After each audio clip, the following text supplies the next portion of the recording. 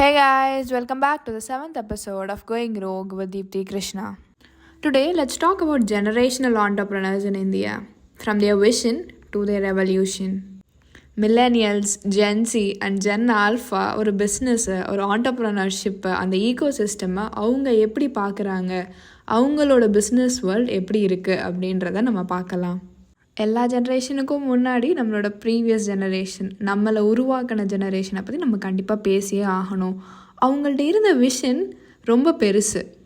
அதை பில்ட் பண்ணுறப்போ அவங்கள்ட்ட இருந்த விஷன் ரொம்ப பெருசு. என்னோடய கம்பெனி இத்தனை வருஷம் கழிச்சு இதை தான் ரிஃப்ளெக்ட் பண்ணணும் அப்படின்ற மைண்ட் செட்டோடு பில்ட் பண்ணாங்க.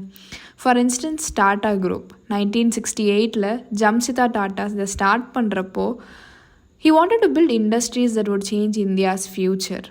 Fast forward now, it is changing futuresனே சொல்லலாம். And let's take Dhirubhai Ambani.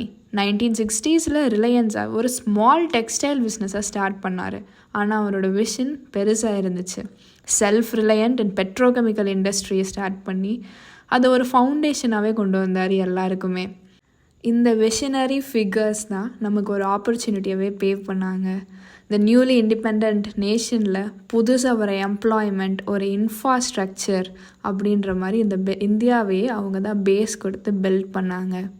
Around this time 1991 India பயங்கர எக்கானமியில் லிபரைஸ் ஆகுது.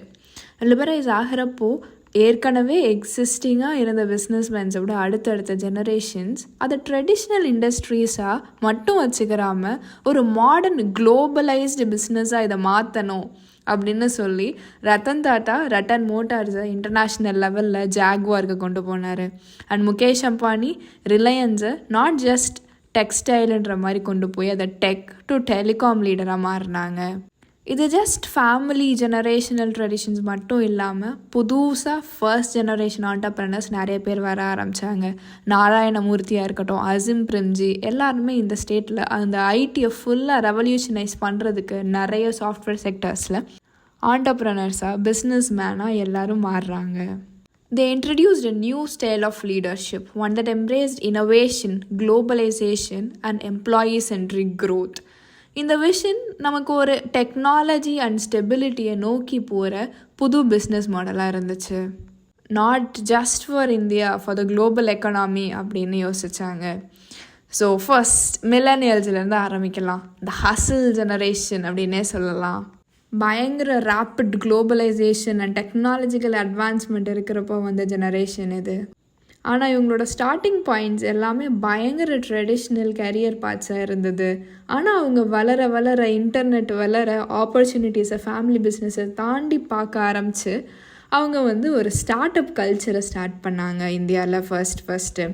It was solely focused on innovation, disruption and scaling quickly. இந்த டைமில் ஸ்டார்ட் அப்ஸ் நம்ம யோசித்தோன்னா we can name like Flipkart, Ola, Zomato, Byju's, இது எல்லாமே மில்லனியல் ஸ்டார்ட் பண்ணது. இது ஒரு பிஸ்னஸ், ஒரு ஃபேமிலி பிஸ்னஸாக ஒரு செக்டரை நம்ம ப்ரொடியூஸ் பண்ணுறோம் அப்படின்னு இல்லாமல் அவங்க ஆக்சுவலாக ஒரு எவ்ரிடே ப்ராப்ளமை சால்வ் பண்ணுற மாதிரியான ஸ்டார்ட் அப்பை ஸ்டார்ட் பண்ணாங்க. ஃபார் மில்லனியல் ஆண்டர்ப்ரனர்ஸ் ஒரு டே டு டே லைஃப்பில் நம்ம எங்கெல்லாம் அன்கன்வீனியண்ட்டாக ஃபீல் பண்ணுறோம், எங்கெல்லாம் ஒரு ப்ராப்ளம் சால்விங் தேவைப்படுது அப்படின்றத தேடி அவங்க ரிஸ்க் எடுக்க கொஞ்சம் கூட பயப்படாமல் க்ரியேட்டிவாக, புதுசாக, இன்னோவேட்டிவாக ஒரு ஸ்டார்ட் அப் கல்ச்சரை ஸ்டார்ட் பண்ணாங்க. Around this time venture capitalist also grew. Then came the Gen Zs, the digital natives. Yes, ஒரு ஐபேட் இல்லாமல் ஃபுட்டு சாப்பிட மாட்டோம் அப்படின்னு சொல்கிற ஜெனரேஷன் வந்தாங்க. இவங்க பிஸ்னஸ் வேர்ல்டுக்கு வர்றதுக்கு முன்னாடியே டெக் ஃபர்ஸ்ட் என்விரான்மெண்ட்டில் இருக்காங்க. டெக் பயங்கர ரேப்பிடாக க்ரோ ஆகுது. நாட் லைக் மில்லனியல்ஸ், அவங்களோட ஸ்டார்டிங்கே அவங்க டெக்கில் தான் ஸ்டார்ட் பண்ணுறாங்க. ஸோ யங் ஏஜிலேருந்து அவங்க நேச்சுரலாகவே டிஜிட்டல் சைடாகவே இன்க்ளைண்ட் ஆகிருக்காங்க. டிஜிட்டல் ஆண்டர்ப்ரனர்ஷிப்பாக ஒரு வேல்யூ இருக்கிற ஒரு பர்பஸ் அண்ட் நிறைய ப்ராஃபிட்ஸ் கொண்டு வர இண்டஸ்ட்ரீஸாக அவங்க தேடினாங்க. அவங்க இதில் பார்த்தது டெக்கை விட ஒரு சஸ்டெயினபிலிட்டியாக இருக்கணும், சோஷியலி ரெஸ்பான்சிபிளாக இருக்கணும், இன்க்ளூசிவாக இருக்கணும், எல்லாரையும் சேர்க்கணும் அப்படின்ற மாதிரி யோசித்தாங்க. இந்த ஜென்ஜி ஏஜில் start ups are like Instagram and YouTube அவங்களோட வெஞ்சர்ஸையே ஈஸியாக அவங்களால ப்ரமோட் பண்ண முடிஞ்சிச்சு. இப்போ இருக்க முக்கால்வாசி ஜென்சிஸ் கான்டென்ட் க்ரியேட்டர்ஸாக இருக்காங்க. அதில் அவங்களே பிராண்டாக சேஞ்ச் பண்ணி அவங்களால ஈஸியாக நிறைய விஷயத்த செல் பண்ண முடியுது. ஈஸியாக அவங்களோட ப்ராடக்ட்ஸை நிறைய கொண்டு வர முடியுது. எதில் அவங்க மானிட்டைஸ் ஆகிருக்காங்க, எதை கற்றுருக்காங்க சின்ன வயசுலேருந்து அப்படின்றத ஈஸியாக மணியாக கன்வெர்ட் பண்ண முடியுது அவங்களால. அவங்களோட க்ரியேட்டிவிட்டியை பயங்கரமாக மானிட்டைஸ் பண்ணுறாங்க. இந்த டைம்ஸில் எல்லாமே ஒரு டெக் ட்ரிவன் சொல்யூஷன்ஸாகவே இருந்துச்சு. ஒரு ஃபின்டெக் சொல்யூஷன், ஹெல்த் டெக், இல்லை எட்டெக், அந்த மாதிரி சின்ன சின்ன எல்லா க்ரோன் பிஸ்னஸஸ்க்கு எதெல்லாம் ஹெல்ப் பண்ணும் அப்படின்ற மாதிரியே இருந்தாங்க. ஸோ இந்த ஜென்ஸி பிஸ்னஸ் எரால முக்கியமான விஷயம் is self branding. Personal branding into mainstream பிஸ்னஸாக அவங்க சேஞ்ச் பண்ணாங்க. அவங்க ஒரு $1 மில்லியன் கம்பெனி இருந்தால் தான் உங்களால் ஒரு இம்பேக்ட் கொடுக்க முடியும், ஒரு சோஷியலில் ஒரு சேஞ்சை கொண்டு வர முடியும், உங்களோட ஐடியாலஜிஸை நீங்கள் சொல்ல முடியும் அப்படின்னு இல்லாமல் நீங்கள் யாராக இருந்தாலும் எப்படி இருந்தாலும் உங்கள் க்ரியேட்டிவிட்டி மூலியமாக எல்லாருக்குமே உங்களோட ஐடியாலஜிஸ் தெரிவிக்க முடியுன்றதை அவங்க நம்பினாங்க. இது எல்லாத்துக்கும் பெரிய இன்வெஸ்ட்மெண்ட்டும் அவங்களுக்கு தேவைப்படலை. All the needed was a phone, a idea and creativity. அவ்வளோதான். அவங்களால ஈஸியாக அவங்களோட ஐடியாஸ் அண்ட் இம்பேக்ட்ஸ் க்ரியேட் பண்ண முடிஞ்சிச்சு. அப்புறம் the Gen Alpha, the entrepreneurs of tomorrow. அவங்களுக்கு என்ன ஹோல்ட் ஆகுதுன்னே நமக்கு தெரியலை. இப்போ நம்ம நிறைய கிட்ஸ் பார்க்குறோம், நிறைய சின்ன வயசுலேயே நிறைய விஷயத்த கற்றுக்குறாங்க. அவங்கள எது இன்ட்ரெஸ்ட் இருக்குது, எது அவங்களால பண்ண முடியுதுன்றதை ரொம்ப ஈஸியாகவே அவங்க ஐடென்டிஃபை பண்ணிடுறாங்க. நிறைய பூட் கேம்ப்ஸ் போகிறாங்க, start up hackathons for teens attend பண்ணுறாங்க. அவங்களுக்கு ஒரு குளோபல் நாலேஜ் இருக்குது. இந்த சோஷியல் பிளாட்ஃபார்ம்ஸ் வந்ததில் இந்த ஜென் ஆல்ஃபா ரொம்ப எல்லா விஷயமுமே என்ன நடக்குது அப்படின்றதுல கிளியராக இருக்காங்க. அவங்களால என்ன ஸ்ட்ராட்டஜிஸ் எல்லோரும் யூஸ் பண்ணுறாங்கன்றதை யோசிக்க முடியுது, என்ன பண்ணுறாங்க அப்படின்றத பார்க்க முடியுது. So I think for them business will sound very different from hours. இப்போது ஆக்சுவலாக ஏஐ, ஏஆர், விஆர் அண்ட் எல்லாமே வளர்கிற ஸ்டேஜில் இருக்கிறப்போ அவங்களுக்கு எது டாமினேட் பண்ணும், எதுக்கு நோக்கி அவங்க போவாங்க அப்படின்றது தெரியல.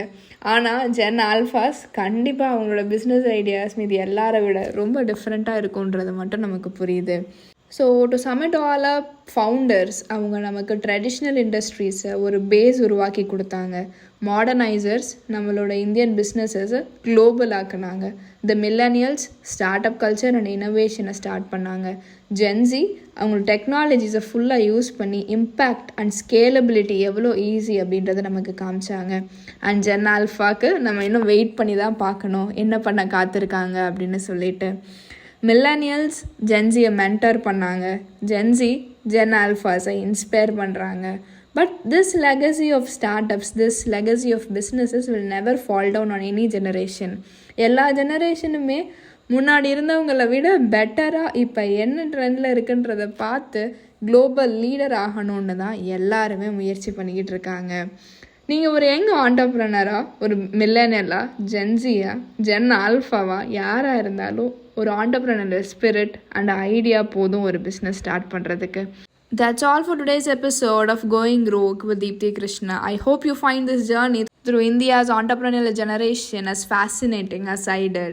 Do follow and like my channel on YouTube, Instagram and Spotify.